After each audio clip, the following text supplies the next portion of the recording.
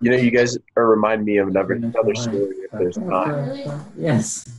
So there was one time I was going to a wedding in Sacramento, and it was such a far drive that I didn't just want to drive to Sacramento, go to the wedding, and come back. And so I just got five random friends to jump in the car with me, and we're like, we're going to go see some national parks in California, like Sequoia and Yosemite. And I think we originally planned to go to the Redwoods too, and it just didn't work out.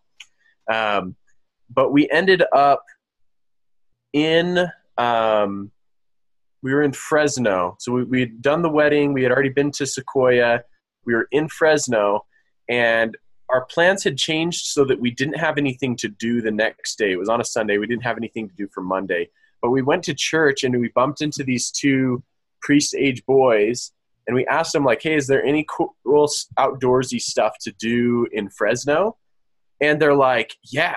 Like, there are these sweet, awesome caves that, like, you should go to, and, like, we'll take you there tomorrow. And so the next morning we meet up with these guys. I don't even remember their names anymore. We had met them at church, and we didn't come prepared to go cave exploring. Like, we had other outdoorsy clothing, but we weren't planning on going in caves. So we had nothing.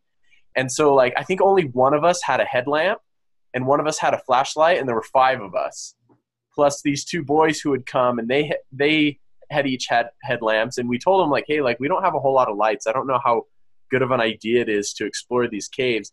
And the boys were like, don't worry, we got you. We have rave teeth. Do you guys know what I'm talking about? They're those, like, mouthpieces that you put in, and they have LED lights across the teeth. And so they make, like, rainbow glows, and they, like, flash different colors.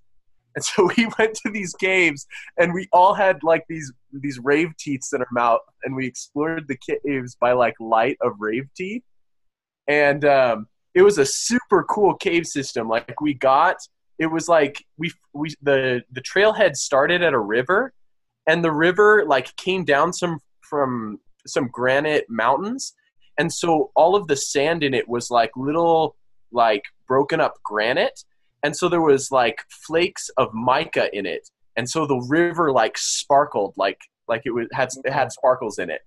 And the river actually just, like, spilled out of this boulder field.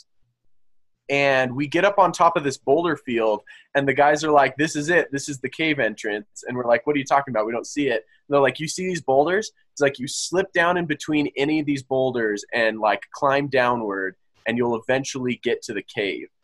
And sure enough, we did that. We, like, climbed down and squeezed in between these boulders, and we actually dropped into what essentially was a granite slot canyon. Like, not sandstone like slot canyons usually are.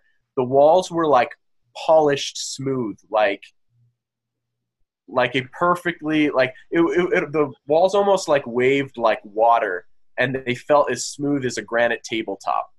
And there was crystal clear water, like, flowing through the bottom of this canyon, and it fanned out into, like, 100 different fingers. And so there was, like, you could have been down there for days and not, like, seen the whole thing. We just, like, chose one of the fingers where water was coming down, and we just followed it. And we probably went 3 miles into this.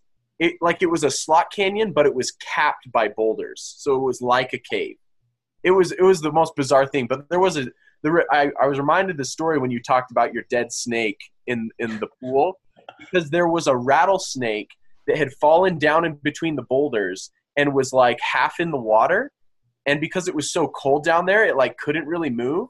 But it was, like, in our way to, like, go to where we wanted to go. And so we're, like, poking at it, like, is it alive? And it would, like, move and respond to us, but it wouldn't strike or rattle or anything. And so we had to, like, get against the opposite wall and, like, slide past this rattlesnake that was at our feet. And there were spots in the cave where it got so narrow, like, you had to turn sideways in order to fit through. And there was one particular spot that was really narrow, like where your head was, and then it got wider at the base. But down below was filled with water. So there was a point where I had to turn sideways to fit into this canyon and sink down low until the water line was right here at my jaw, and I had to slide through the canyon with, like, water, like, right here, with my rave teeth, like, glowing above me so that I could see what I was doing. But it's a fantastic place. I still don't know what it's called.